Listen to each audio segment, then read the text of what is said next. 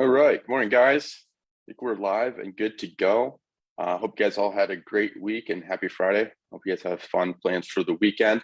So I wanted to hop on here and tackle a topic that I think is important to really anybody and applicable to really anybody, especially for somebody that is dealing with injury and unsure on how to progress back into exercise. So yeah, you may be dealing with an injury and worried about getting back to exercise again, but you're kind of hesitant to get back in exercise because you're worried about re-aggravating things or making it worse. So a lot of times when people are in this situation, it leads to them not exercising altogether because they're simply worried about re-aggravation.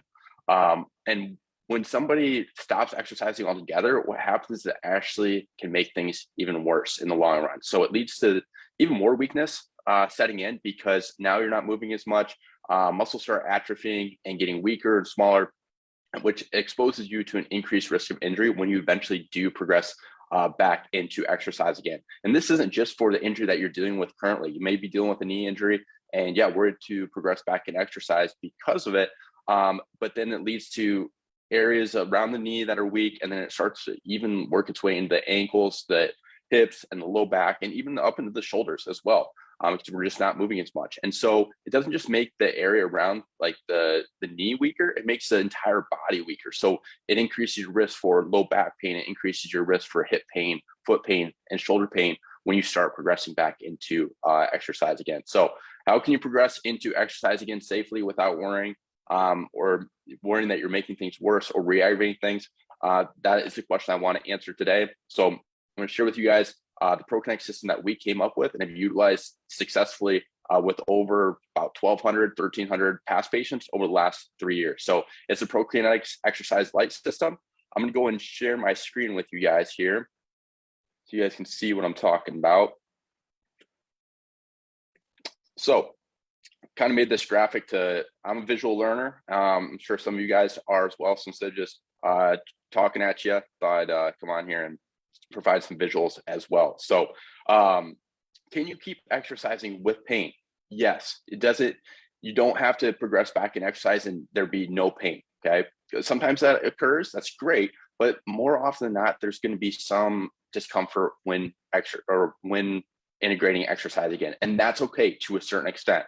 So I'm going to kind of help you guys with the gray area here to help you give you kind of more objective and clear-cut answer on things. Okay, so everybody's a little bit different. All right, so yes, can you keep exercising with pain? The answer is yes. So let's evaluate. So we've got a red light system, yellow light system, and a green light system. So what does that mean?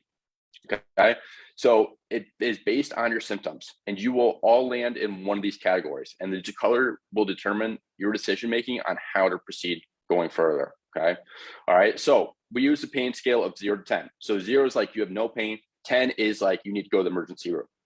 Okay, so level 1 to 2, you may be a 1 out of 2, 1 out of 10, or 2 out of 10, which means there's little to no pain or discomfort, and this means that you're okay to keep progressing.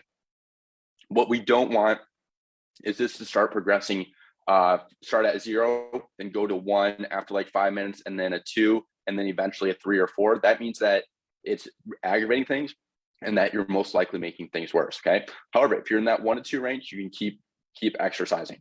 All right. It's when we get into level 3 to 5. This is when pain gets better within 24 hours and doesn't change your movement pattern. Okay. So let's say you're exercising, you're having a 3 out of 10 pain, 4 out of 10 pain, 5 out of 10 pain. That means that you should probably hold off and back off a little bit, see if you can get back into that green. All right. If it continues to progress as you go into exercise, it means you need to back off. All right.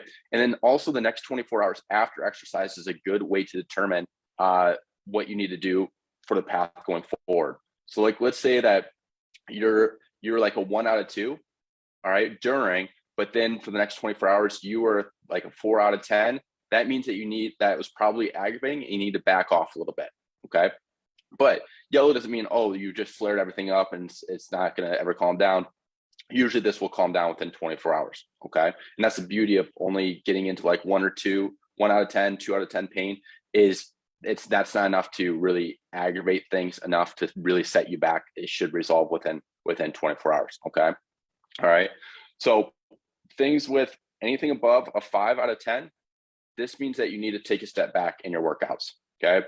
If your pain continues, gets worse, or changes your movement, take a step back in your workouts, okay?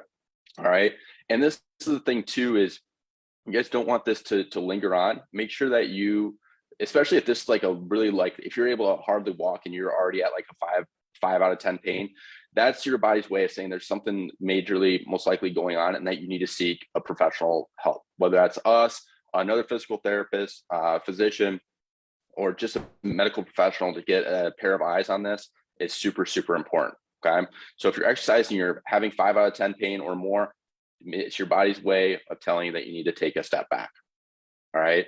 Another thing that you can do is what people often do is they will run a certain way and then they start having pain. So they start running a different way that's less painful. Okay. But that's no good either. Okay. Because now you're changing your body mechanics and just the mechanism in which that you're moving. And it's going to lead to other imbalances and other injuries popping up as well. Okay. So to recap, 1 out of 10 pain, you're okay. All right, you can continue to work out. That's totally fine. You don't have to be a 0 out of 10 to be able to exercise. All right, when you're dealing or trying to overcome an injury, because we want to keep moving at some extent to make sure that we're not making things worse. Okay. All right. So 2 out of 10, 3 to 5 out of 10 pain, it's okay. You just need to really monitor that, and it might be an idea to start scaling back. And the next 24 hours is really going to help you determine on what you need to do and if it was too much. All right. The cutoff line is 5 out of 10. All right. If you're having 5 out of 10 pain or more, it's your body's way of saying that there's this is aggravating. It's actually going to lead to a flare up, most likely, and make this worse and prolong your recovery. All right. So I hope that was helpful, guys. Try and keep that as simple as possible for you guys, and so you guys can really apply this and implement it into your guys' training as well. And like I said, if you guys have any questions about this, you can message me. You can click the link on our website.